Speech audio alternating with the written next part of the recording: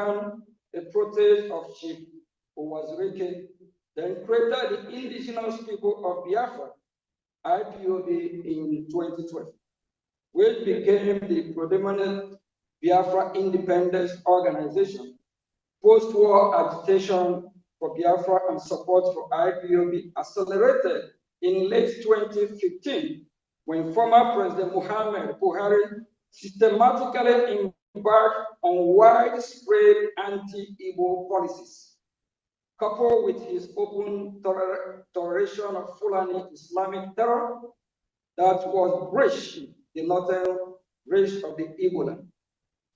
It was in the face of this that the indigenous people of Biafra, IPOB, and the idea of Biafra government in exile gained much traction as protector and defender of the people that have been detained by the government of the day of Nigeria. It is to be noted that virtually all of us present at the vanguard of Biafra were born after Nigerian civil war ended in 1970.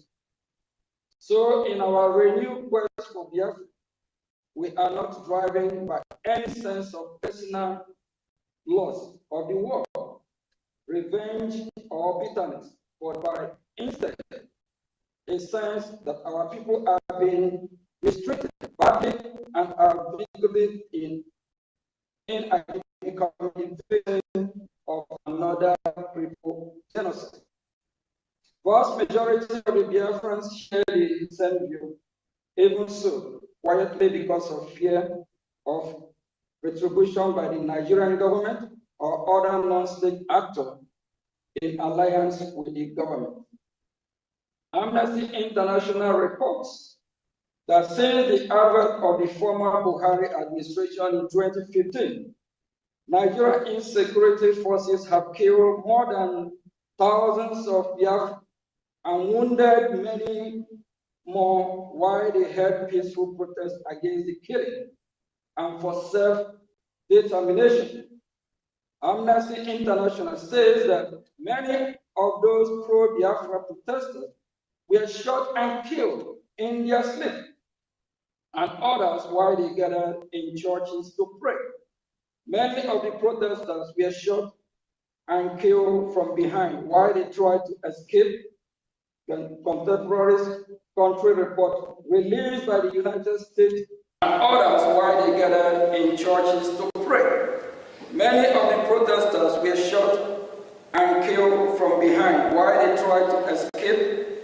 Contemporary country report released by the United States Department confirmed such of this, particularly the Nigerian government declaration of IPOB as a terrorist organization in October 2017, which gave a dubious legal cover to Nigeria's security forces to resort extrajudicial killing of Biafra perceived by self-determination agitator or members of IPOB. As such, as you are reading this, the other killings of Biafrans by the Fulani Islamic terrorists is ongoing as we speak. The killing have not stopped to date, especially in the northern boundary of Igbo land, such that several innocent villagers were murdered in Ebonyi State in February 2025. Igbo communities to bury their brothers, sisters, fathers, mothers, sons, and daughters almost every month. And after times, the violence is maliciously and falsely attributed to unknown government or faceless Biafran separatists. In the face of all this, and in the perception that rogue elements of the security forces are complicit, the Biafran government in exile emerged as beacon of hope for Biafrans that have become distrustful of the government. It bears mentioning that when the agitation for Biafra accelerated in late 2015, the response of Nigerian government were disappointingly non-pragmatic. Instead of acknowledging the burgeoning popularity of the agitation and take bona fide measure to contain it through constructive engagement or dialogue, the government went wide with deadly and extrajudicial law enforcement action that backfired by fueling the agitation to levels not seen since the end of the Civil War in 1970. This misguided law enforcement action turned a dangerous corner and boomeranged when the government went rogue by extraordinary rendition of our leader, Mazi Nnamdi Kanu, the Biafran leader from Kenya, in late June 2021. Note that this is an avoidable overreaction that has composed Nigeria's legal system, triggered the international legal order against Nigeria, and better that have brought Southeast Nigeria, which is Biafra, to this day. In between, Fulani Islamic terrorists have capitalized on the situation.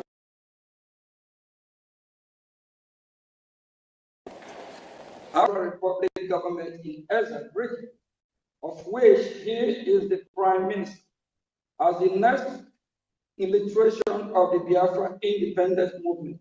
The brigade has galvanized the support of the Biafran population and has engaged in high-level dialogue in Washington, D.C. with U.S. government officials. Furthermore, brigade organized a self-referendum in which more than 50 million Biafrans voted in favor of independence. Brigade held an independence convention in Lahti, Finland, which started November 29 to December 2, 2024, in which Brigade declared independence of Biafra on December 2, 2024. December 2, 2024, Biafra was redeclared. The government of Nigeria, according to Mr. Ekpa, has orchestrated 5 assassination attempts against his life. After allegedly failing to assassinate Mr. Ekpa, the government of Nigeria successfully pressured the government of Finland to arrest Mr. Ekpa in November 2024 on political motivated charges. The government of Finland then issued an indictment against Mr. Ekpa, as well as subsequent conviction, which demonstrates the political nature of the persecution at the instigation of government of Nigeria. The indictment by Finland, issued in May of 2025, alleged that Mr. Ekpa participated and supported a terrorist organization, even though pro-Biafra organizations are not designated as terrorist group in Finland or anywhere in the European Union. In fact, the only country in the world where pro-Biafra organization, in fact, the only country in the world where pro-Biafra organization we are designated is in Nigeria.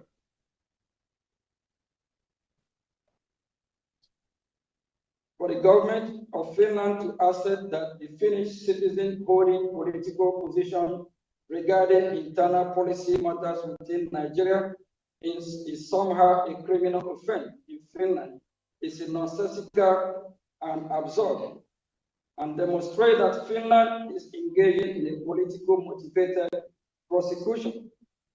Nigeria conduct toward both Mazi Nnamdi Kanu and Simon Ekpa demonstrate transnational repression. At the moment, the issue of Biafra, the insecurity in Southeast Nigeria, which is Biafra land, and all the unpleasant aftermath cannot be resolved while the federal government of Nigeria persists in detention of Mazi Kanu, while Finland persists in detention of Mazi Simon Ekpa, and Biafrans continue to be marginalized. On this basis of foregoing, we must respectfully suggest the following to the U.S. government. One, we urge the United States government to invoke the Global Magnitsky Human Rights Accountability Act, Summit 5 of Title S 11 of 114-28328 to identify and impose travel and financial restrictions on all officials of the federal government of Nigeria and any Nigerian non-state actor implicated in the killing of Biafra Christians in their homeland in southeast Nigeria, which is Biafra land. We urge United States government, including through targeted sanctions and or tariff, to pressure the government of Nigeria to release Mazi Nnamdi Kanu and allow him a safe passage out of Nigeria. Three, we urge United States government to pressure the government of Finland regarding its political motivated trial and conviction against pro-Biafra active Simon Ekpa. For we urge the United States government to deny all bilateral assistance and visa to officials of the government of Nigeria if it continues to engage in transnational repression against both Biafra activists, and if Simon Ekpa and Mazi Nnamdi Kanu continue to be held in detention. Consequently, Biafra troop brigade are ready to engage with the international community, include the United States of America government, especially in seeking to establish a newly independent Biafran state. The brigade is willing to engage in deal making with U.S. government and come to economic defense and security agreement with the United States. Biafrans represented by brigade are willing to negotiate with the U.S. in reciprocity and in anticipation for specific demand, interest, and expectation of the U.S. recent event in Sub-Saharan Africa have created a compelling need for United States of America to get involved in the Gulf of Guinea. There is no better opportunity than that presented by the Biafra.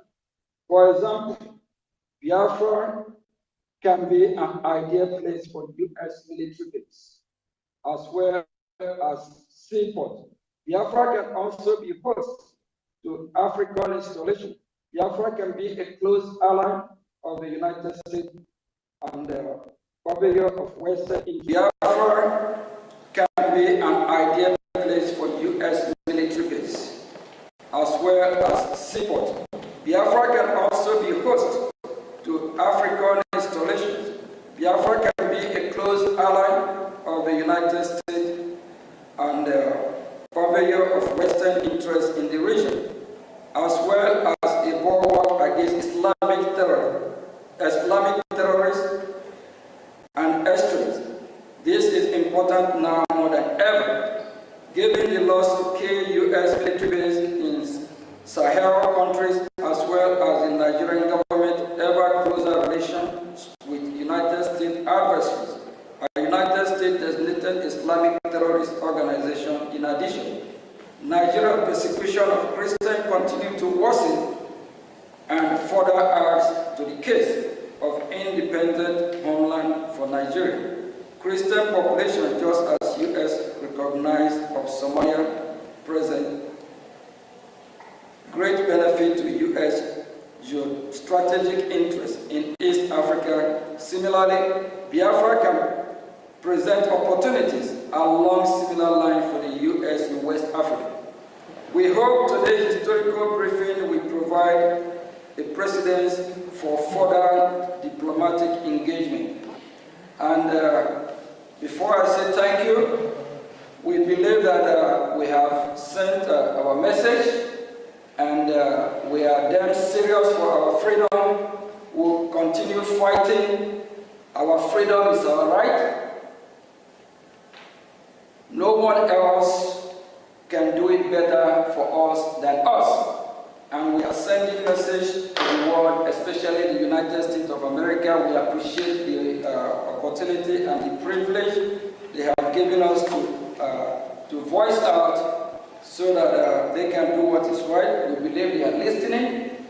We believe very soon we'll be having more diplomatic engagement with the United States of America, the leader of the free world. Thank you.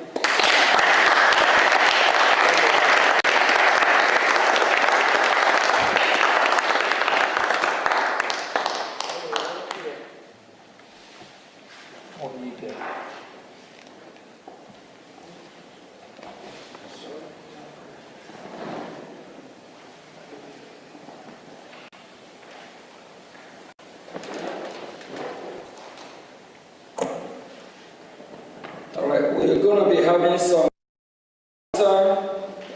and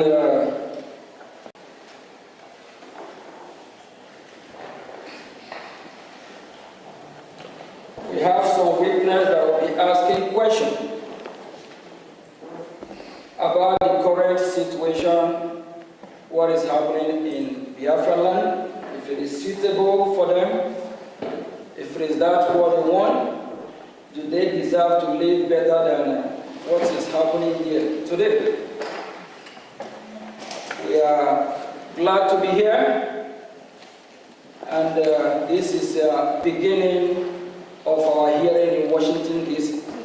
We believe that the U.S. government, they are watching, they are listening, they are following, even if the members of the Congress, the ones that are not here, they are watching, so they know what we are doing and what is going on. I will call on Mazia Mobi. Yeah.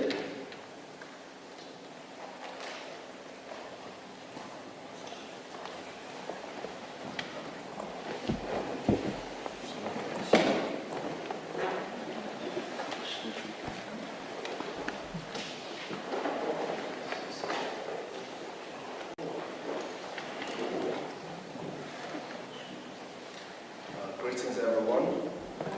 Greetings, Biafrans who are here present.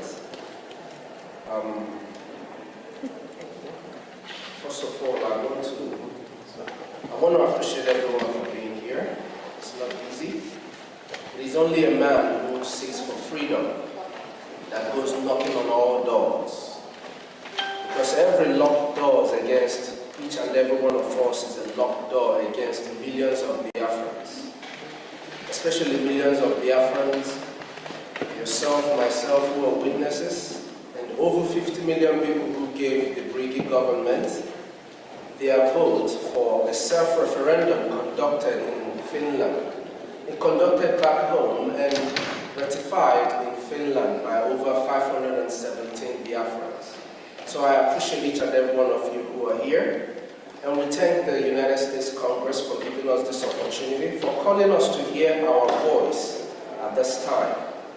It is of utmost importance that the Biafran people in general speak up now to stop the killing, to help the world, to help those who cannot speak for themselves, and the entirety of the people who live in the geographical location known as Nigeria, to regain their freedom.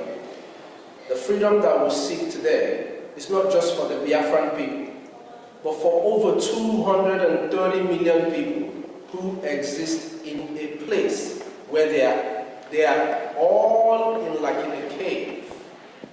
Most of the people who exist there do not know themselves no more, cannot, for some reason, stand up and defend themselves. Of course, we know fear is part of terrorism. With me here are fellow Biafrans who are witnesses to the ongoing genocide in my land, Biafra. The ongoing genocide is a continuation of 1967 to 70, as we all have heard the acting Prime Minister of Brigi speak to us who are rest of the world who are listening. So I would like to ask my brothers and my sisters a few questions so that in their own words they can explain to the rest of the world, those who are watching, and to the congressmen and women who have given us this opportunity, who I'm sure would hear everything that we are saying here today, either today or tomorrow or in the nearest future. And whatever we say here will help them make decisions quick and act fast to save lives of Biafra, to save lives of women, children, and even unborn. Because in our case, we lose children in the mother's wombs due to Nigerian terrorism. Now, first of all, I would like to call on my sister, who is a witness, Love Akobondo. I would like to ask you, Love Akobondo, how would you describe the persecution and marginalization of Biafrans from your own personal observation and experience?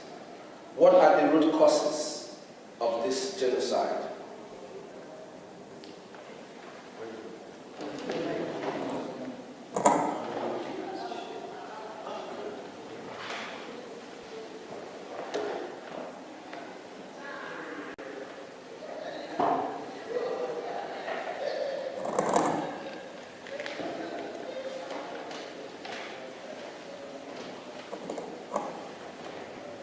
Hello, Biafrans. Good afternoon. Thank you for the Brigade government, the acting Prime Minister, and the staff.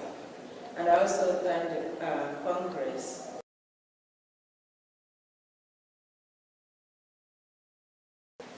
I'm going to say what I receive as information from those who witnessed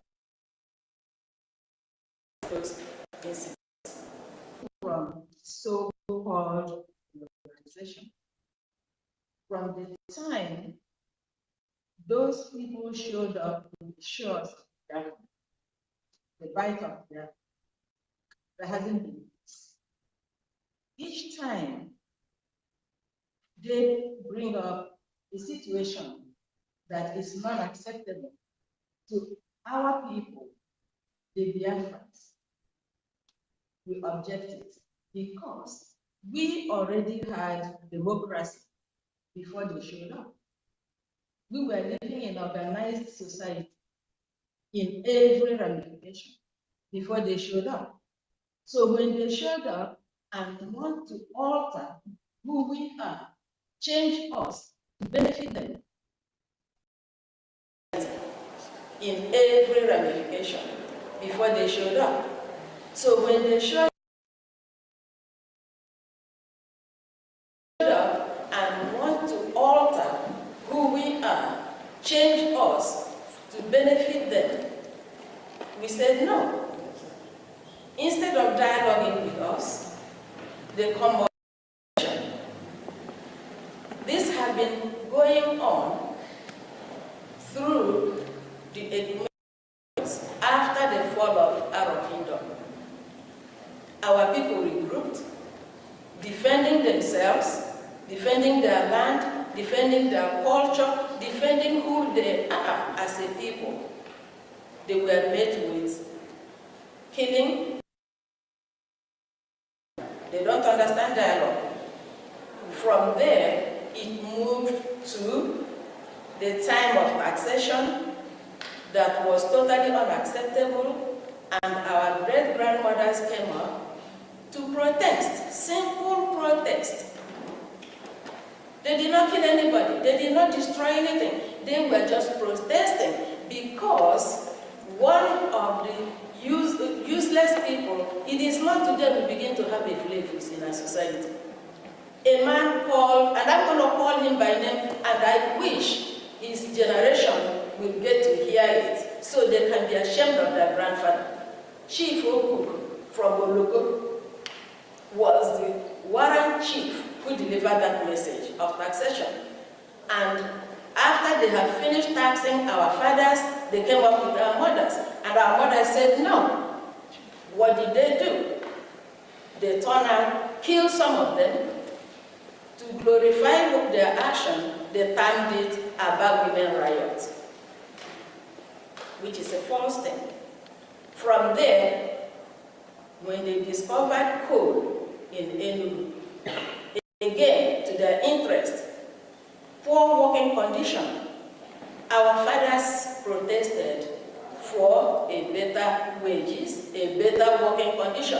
What did they get? Bullets. They massacred the men. That was the coal mining massacre. It did not stop there. Each step of the way is aggression, no discussion. The good thing is, we are not the people you can just walk over. It's not going to happen.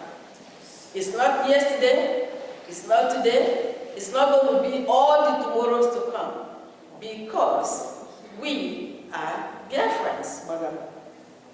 No two ways about to take it or drop it. We're going to fight to the last man standing. Now, it did not stop there. It continues. The same marginalization, the same wickedness in all form and shape. Fast forward to the so-called flag independence. What did we get? The 1966 pogrom. I have a sister-in-law who lost her father to 1966 pogrom. Move forward, 1967, the so-called genocidal war, which the world refused to acknowledge. The thing sweeping it under the carpet is going to make a difference. It's going to escalate, and it's escalating. We have no apologies to anybody. Biafra must be free. Okay?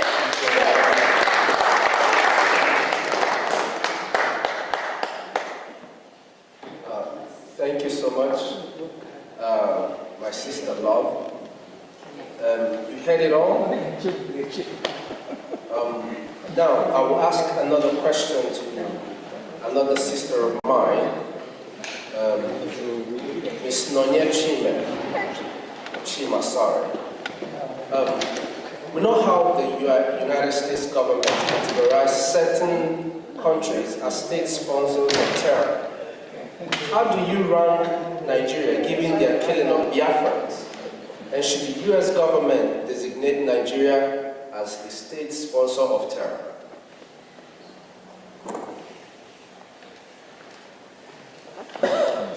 Thank you very much for that question. First of all, I just wanted to thank Honorables Jim Moran and Elias Terasulis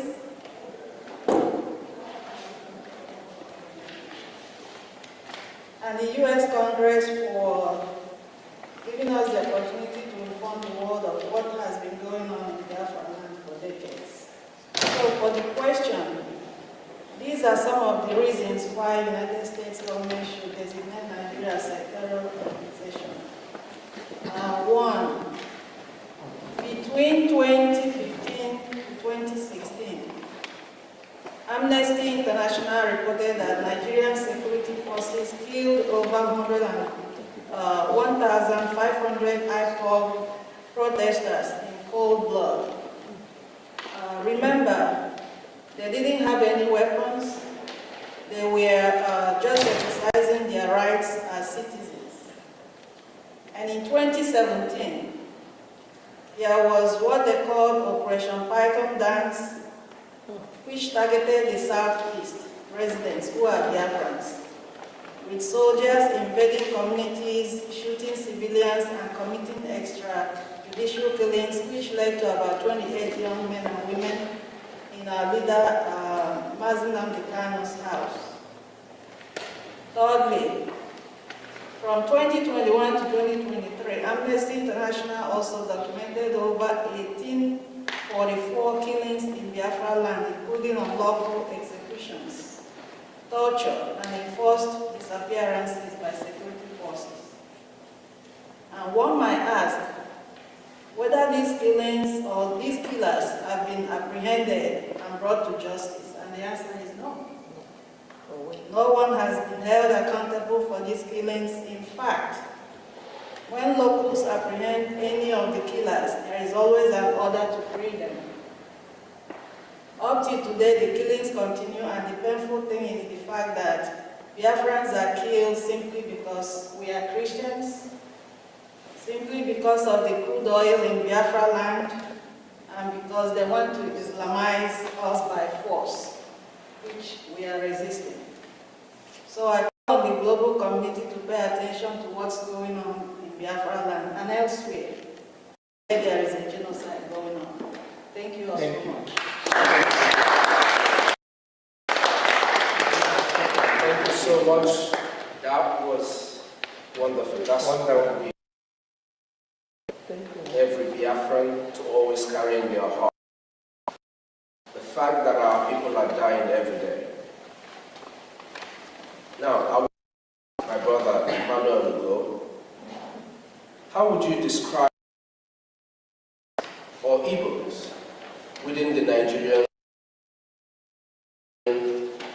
by the political establishment, which has traditionally been controlled? Would you say this is an important part of why the Biafran independence movement?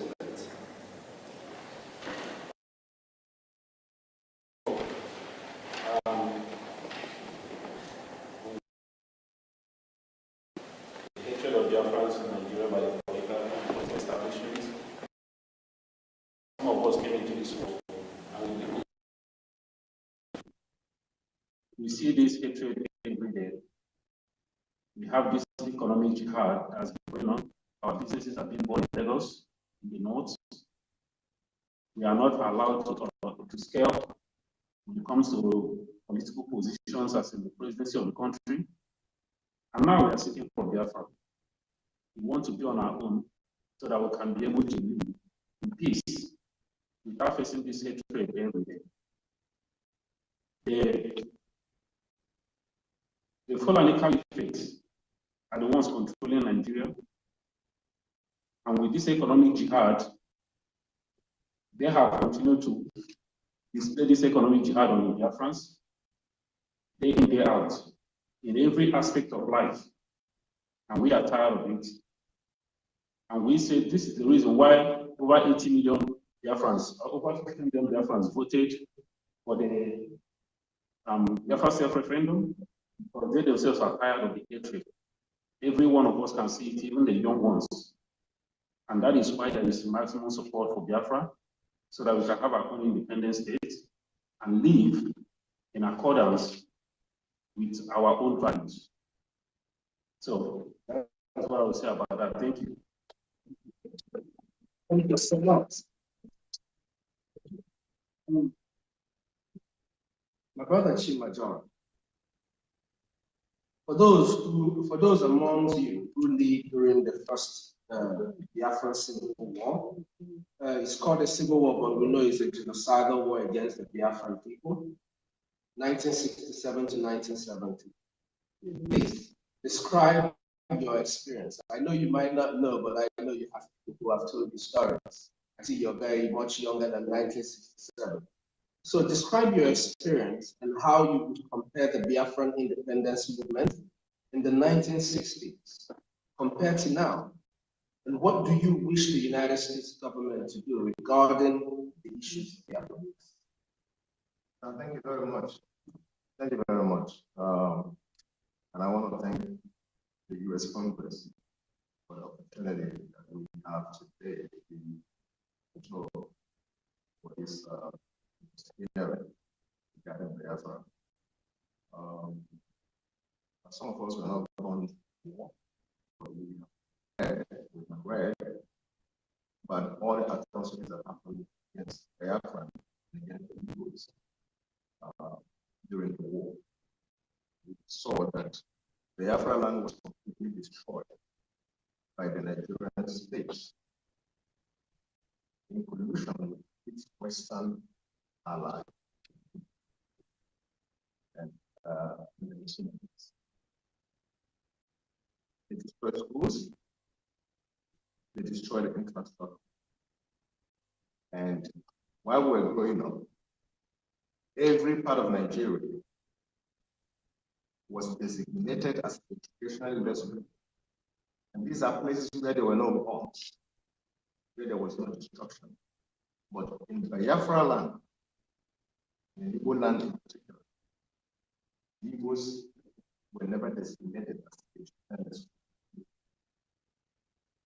And we know what happened in this. One of the things that happened was the total blockade of Biafra land, and which led to the death of over 3 million people and the starvation of over 1 million children. I'm sure that the world saw some of those pictures, gory pictures of Kwashako children because of the starvation. That led to people like Bruce Merrill, an American student, set himself up late one of the United Nations Bureau.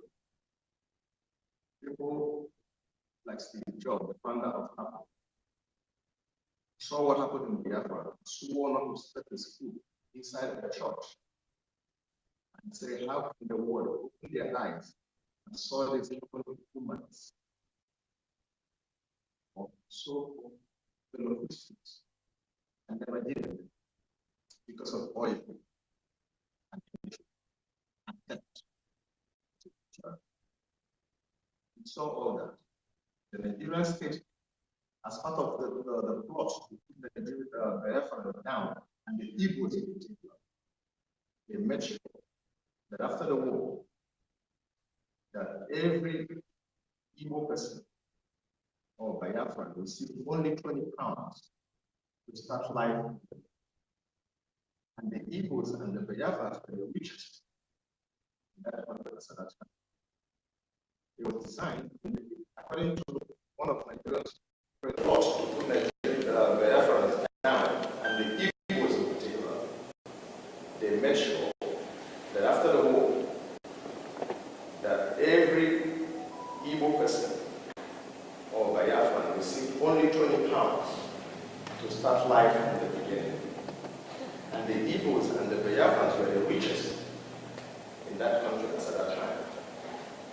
It was designed, according to one of Nigeria's recent presidents, that it was designed to make Biafrans poor for over 200 years and become subservient to other ethnic groups. At the end of the day, today, Biafrans are not only successful, but they have reason to say that the only thing that will make us safe to actualize our economic and political potential and destiny is the creation of an independent state of Biafra, or the restoration of it, so that we can live in peace with our neighbors, so that we can be allies of the West and to our global community, so that we can harness our potential, our intellectual resources, our natural resources. We can harness it to the benefit of not only our own people, but to the world at large. That is what Biafrans seek.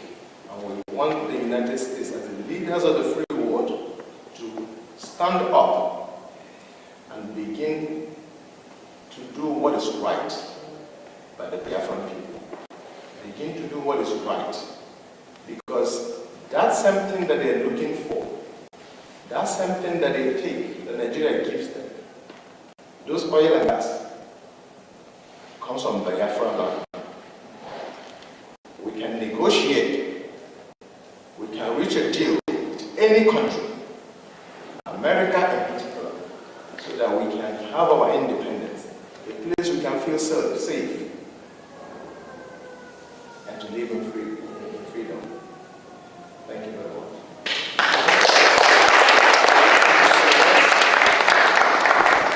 Just so you know, my mother served in the Red Cross during the war. My father was only a soldier during that war. So, just like himself, and like many of us here, so many stories of what happened and why we need to be free. It's not just because of the resources, but for our children to be able to see tomorrow. Now, I want to call on my brother, our brother, Mazikelo Israel. Mazikelo Israel, please, as we are in the Capitol Hill building, speaking to the United States Congress and to everyone who cares to listen to the Biafra people, I would like to ask, what would you recommend, or what would be your recommendation to the United States government to hold Nigeria accountable and to assist Biafra? Thank you. Thank you very much, Honorable. First of all, let me thank our great friends, Elias Rasolas, and of course, Honorable Dr. Michael Rubin, who spoke earlier on, and Ogen Kerry, who has been leading this struggle since our leaders have been incarcerated. I'm talking about Simon Epa and Nandi Kanu. And I want to thank the U.S. Congress for allowing us this opportunity to come here. Again, they are demonstrating that they are the leader of the free world, as against other nations where they don't want to talk about this. As our Honorable Michael Rubin has said, here you are free to talk and nobody will arrest you. And so we are here requesting that U.S.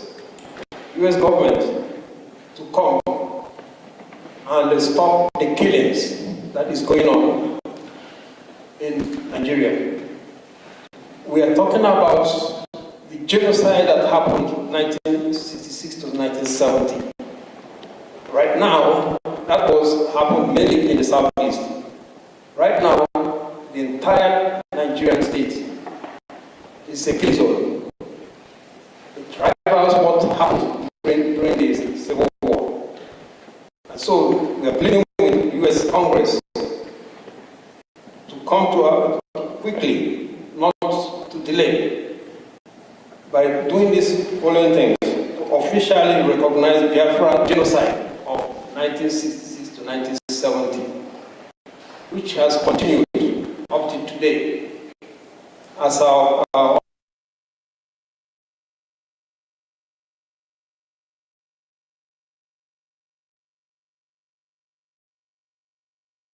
US government to condemn immediately. That is because that will save life. Condemn immediately the abuses that is going on there, which is quite obvious. It's not hidden. You have terrorists that have been recognized, given a peace deal, while those that are speaking the truth to save the country from the killings that is going on have been incarcerated, like Mazen and Kanu and Simon Eber. Just yesterday, they agreed on a plea deal with terrorists, a peace deal, and they are walking free. We are asking the US government to invoke the Global Magnitsky Act, identify all those criminals. The Canadian government have declared the political organizations in Nigeria as terrorist organizations.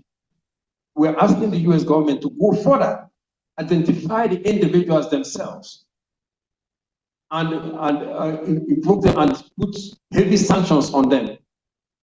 That is what we yesterday they agreed on a plea deal with terrorists, a peace deal, and they are walking free. We are asking the US government to invoke the Global Magnitsky Act, identify all those criminals. The Canadian government have declared the political organizations in Nigeria as terrorist organizations. We're asking the US government to go further, identify the individuals themselves, and invoke them and put heavy sanctions on them. That is what we are asking. To further what the Canadian government has already done. We are asking the US government to demand with immediate effect to the release of Nnamdi Kanu, a man that has been even acquitted in some of the courts in that Federal Republic of Nigeria. Several courts have discharged him and acquitted him, and in fact requested that the government compensate him. Outside UN have already also requested that he be released immediately. Kenyan government has come out openly to say that he was extraordinarily rendition. He was kidnapped from Kenya. That he should be released, and on no basis should he be tried for anything because of the illegality that they practice on him and the abuses. Yet Nnamdi Kanu is still in prison. Even recently, he asked for him to be allowed to visit the hospital, to go for a hospital treatment, and they rejected it. They rejected that he would not go to the hospital. So we're asking the US Congress to act immediately. We need urgent help. We also ask US Congress to pressure Finland to release Simon Eber. He was doing nothing other than he was worried seeing the decimation of his people. Okay? But that's the only thing we are asking, to pressure Finland government to release Simon Eber. Finally, we are asking the US Congress to recognize the referendum that was conducted. 50 million Biafrans voted. If that is not acceptable, then how to help us organize a UN acceptable referendum for Biafrans, and to show that demonstrate that Biafrans are really in need to be freed. And the freedom we're asking for Biafrans is not going to for Biafrans, because it will also free the ordinary people of that country called Nigeria from all the killings that are going on, which is only going to escalate as the 2027 elections continues. These are what we are requesting. Thank you very much.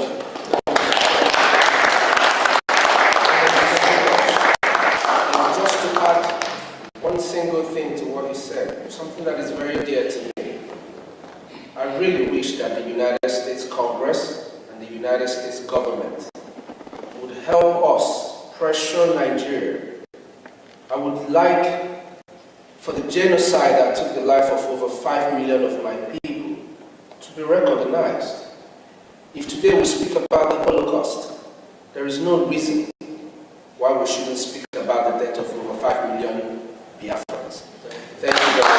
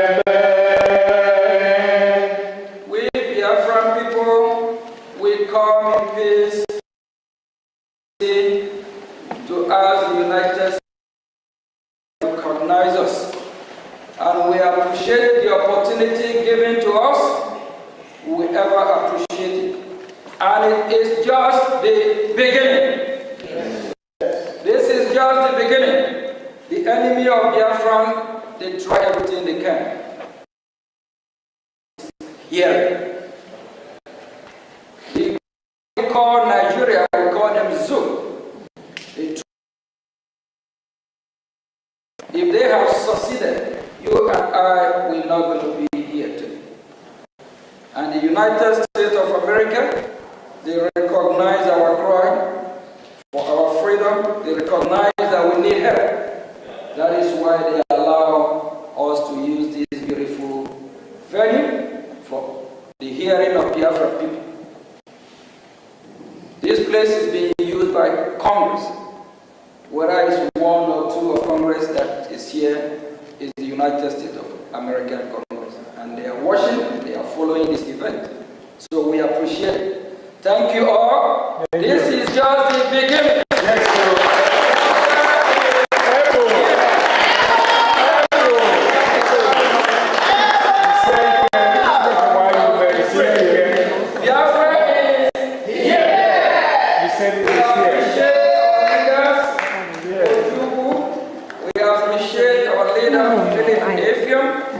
This is our heroes,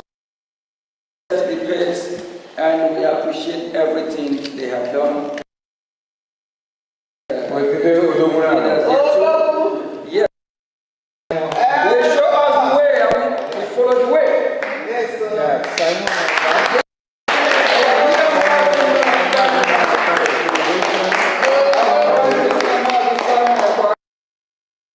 Biafra is here. And we'll come back again, we'll see capital, and we'll keep pushing, and we believe the United States. Thank you all, and God bless.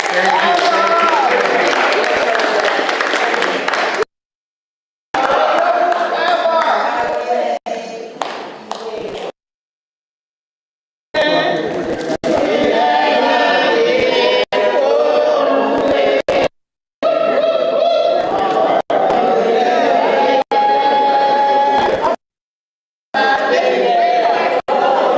you.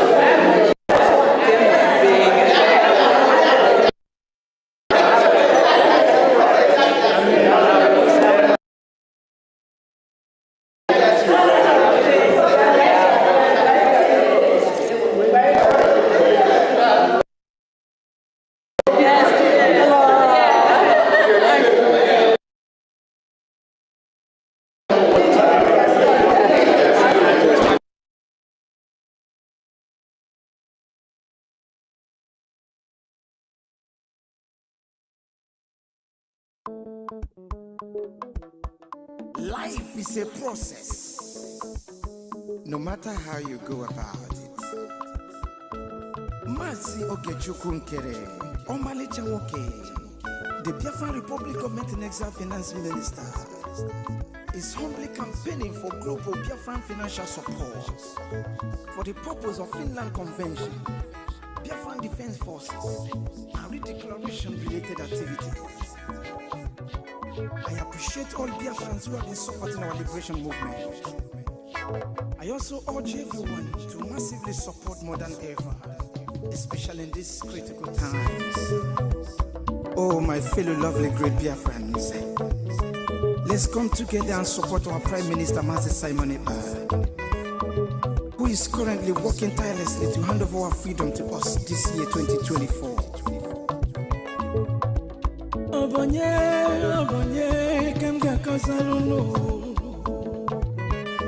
Freedom is coming, yeah, yeah.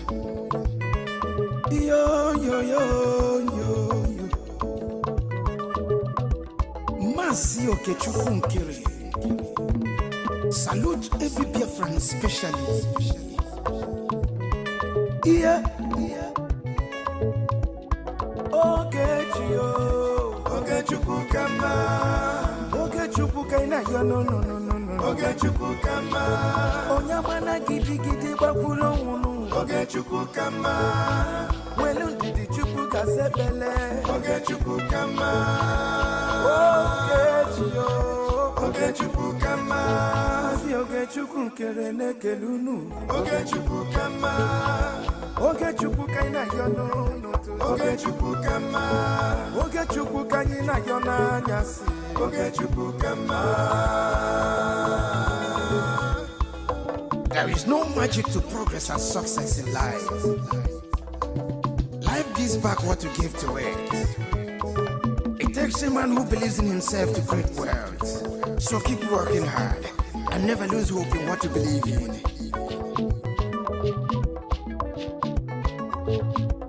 Ayakata. Life is not easy.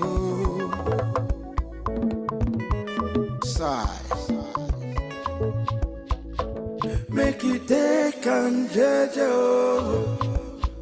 I want to use this special opportunity to recognize great Dim Odumegwu.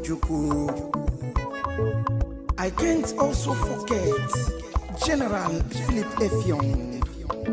Okama Daloso. Come cheta pano men underground. Umoma kubigwe. Anyina fuakolunu. Airborne. De facto government in homeland.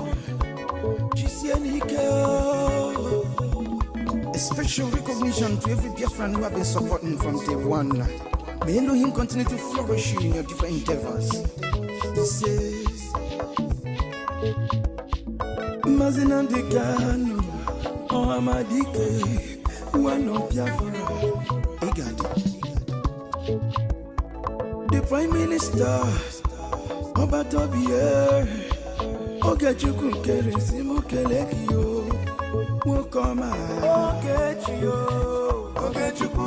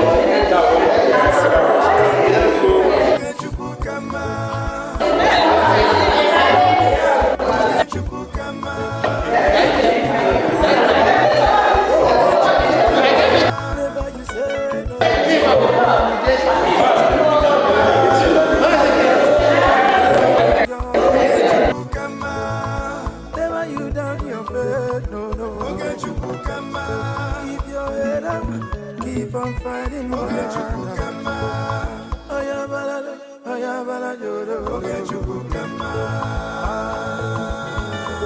big shout out to Mazi Ogechukwu. I salute you, my PM, Mazi Simon Bad. Life is sweet when you're patient. The greatest shout out goes to the media team, great talents. They won.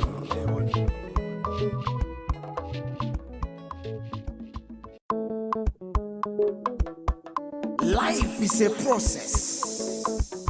No matter how you go about it. Mazi Ogechukwu Nkere, Omalicha Nwoke, the Biafra Republic Government and Exile Finance Minister, is humbly campaigning for global Biafran financial support for the purpose of Finland Convention, Biafran Defense Forces, and redeclaration-related activities. I appreciate all Biafrans who have been supporting our liberation movement. I also urge everyone to massively support modern era, especially in these critical times.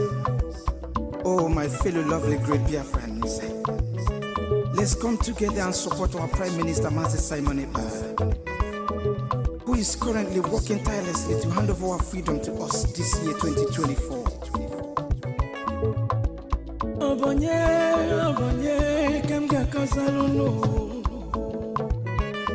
Freedom is coming, yeah, yeah. Yo, yo, yo, yo, yo. Mazi Ogechukwu Nkere. Salute every Biafran, especially. Yeah, yeah. Ogechukwu kama. Ogechukwu kaina yo no no no no no. Ogechukwu kama. Onyamana gidi gidi bakulo wunu. Ogechukwu kama. Welu didi chukwu gazebele. Ogechukwu kama. Ogechukwu kama. Mazi Ogechukwu Nkere nekelunu. Ogechukwu kama. Ogechukwu kaina yo no no to. Ogechukwu kama. Ogechukwu kaina yo na nyasi. Ogechukwu kama. There is no magic to progress and success in life. Life gives back what you give to it. It takes a man who believes in himself to create wealth. So keep working hard and never lose hope in what you believe in.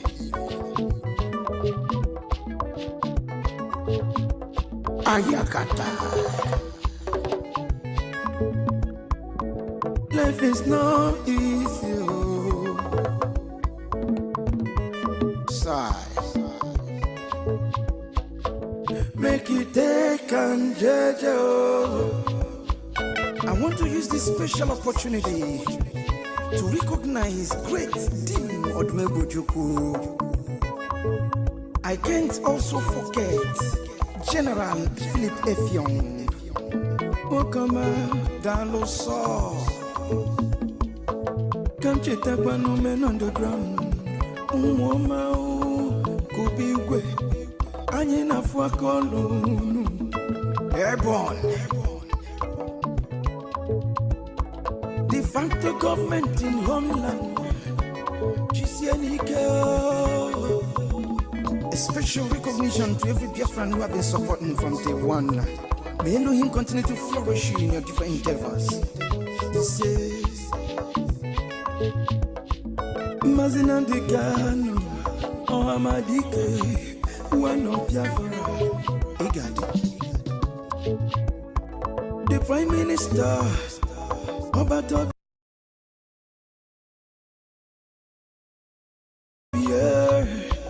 Ogechukwu Nkere simukelekio Wokoma Ogechukwu kama